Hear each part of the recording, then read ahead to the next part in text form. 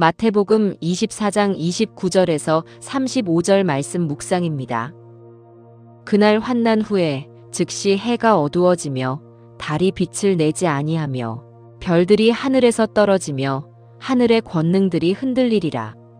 그때에 인자의 징조가 하늘에서 보이겠고 그때에 땅의 모든 족속들이 통곡하며 그들이 인자가 구름을 타고 능력과 큰 영광으로 오는 것을 보리라. 그가 큰 나팔 소리와 함께 천사들을 보내리니 그들이 그의 택하신 자들을 하늘 이 끝에서 저 끝까지 사방에서 모으리라.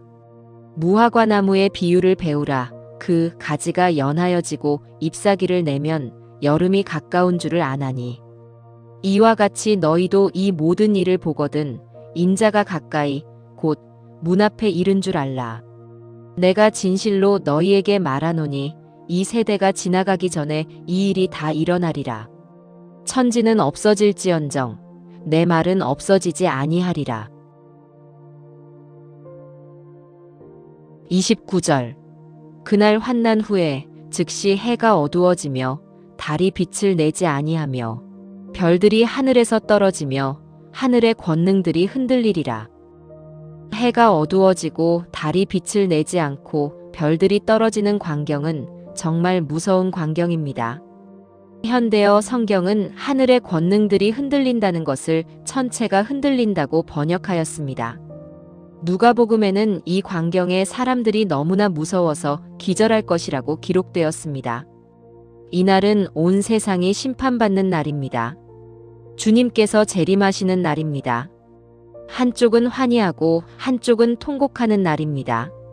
택하신 자들, 곧 끝까지 믿음을 지킨 자들이 그동안에 핍박과 조롱을 받은 환난의 고통을 끝내고 천사들에 의해 하늘로 끌려 올라가는 때입니다. 성경의 예언이 단 하나도 어긋난 것이 없다는 사실은 이제 이 예언도 반드시 이루어질 것을 보장합니다.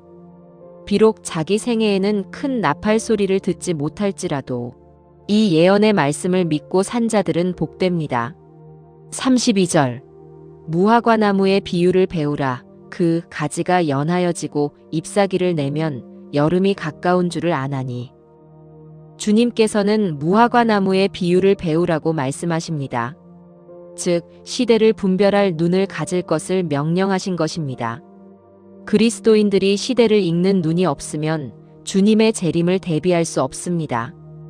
제대로 된 분별력 없이 조그만 재난만 일어나도 쉽게 말세 운운하는 것은 그리스도인들을 양치기 소년으로 만들 뿐입니다.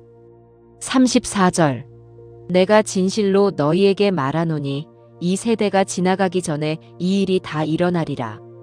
주님께서는 이 세대가 지나가기 전에 이 일이 다 일어나리라고 하셨습니다.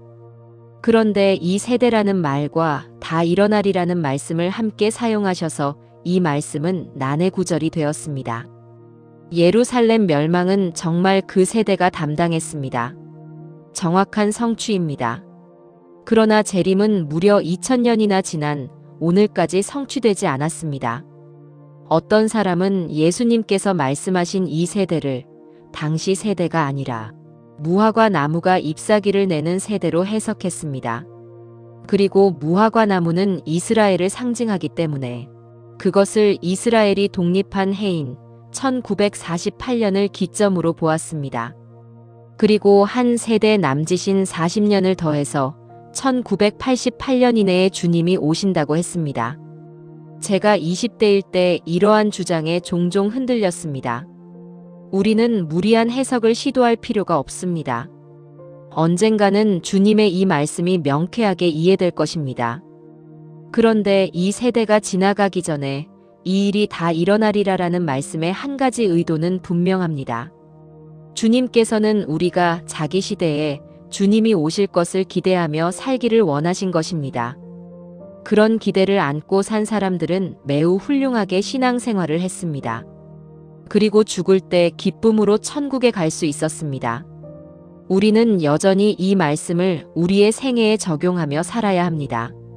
이 세상에 미련을 갖지 말고 이 땅에 보물을 쌓아두지 말고 하늘에 보물을 쌓아두려고 해야 합니다. 예언을 미리 해석하기는 어렵지만 기억하고 있으면 그 사건이 성취될 때 우리가 어디쯤에 와 있다고 알게 될 것입니다. 그런 면에서 예언은 억지로 해석하려 하기보다 기억하고 있어야 합니다. 반드시 성취되기 때문입니다. 예언은 연대기를 기록한 것처럼 친절하지 않습니다. 종종 그 사이에 긴 시간이 생략되어 오해를 낳습니다. 마태복음 24장의 예언도 예루살렘 멸망 사건과 예수님의 재림 사건에 긴 시간 간격을 언급하지 않았습니다. 그런데 이것은 예언에서 종종 발견되는 특징입니다. 예를 들어 예수님은 마지막 때에 선한 일을 행한 자는 생명의 부활로, 악한 일을 행한 자는 심판의 부활로 나온다고 하셨습니다. 그런데 이것은 동시 사건이 아닙니다. 전천년설의 해석에 따르면 그 두 부활 사이에는 1000년의 간격이 있습니다. 북두칠성을 보면 7개의 별이 모두 한 평면에 있는 것처럼 보입니다. 그러나 사실은 모두 지구로부터의 거리가 제각각입니다. 같은 거리에 있는 것은 하나도 없습니다. 예언도 비슷합니다. 예언은 반드시 성취됩니다. 그러나 예언을 시대순으로 사건을 늘어놓은 연대표처럼 기대해서는 안 됩니다. 예언이 우리 눈에는 평면적으로 보여도 사실은 입체적인 것입니다. 어떤 유명한 사람이 이렇게 말했습니다. 예언은 뛰어난 주석가가 해석할 수 있는 것이 아니라 시간이 해석할 것입니다. 저는 이 말에 동의합니다. 가령 2000년 전의 사람들에게 인공위성을 이야기한들 알아듣겠습니까? 그들에게는 모두가 상징으로 보였을 것입니다. 그러나 시간이 지남에 따라 그것이 문자적으로 성취되는 것에 경악하게 될 것입니다.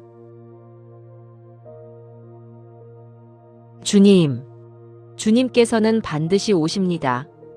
제게 이 시대를 볼 수 있는 분별력을 주시고 평생의 재림 신앙을 잃지 않도록 해주십시오. 예수님 이름으로 기도합니다. 아멘.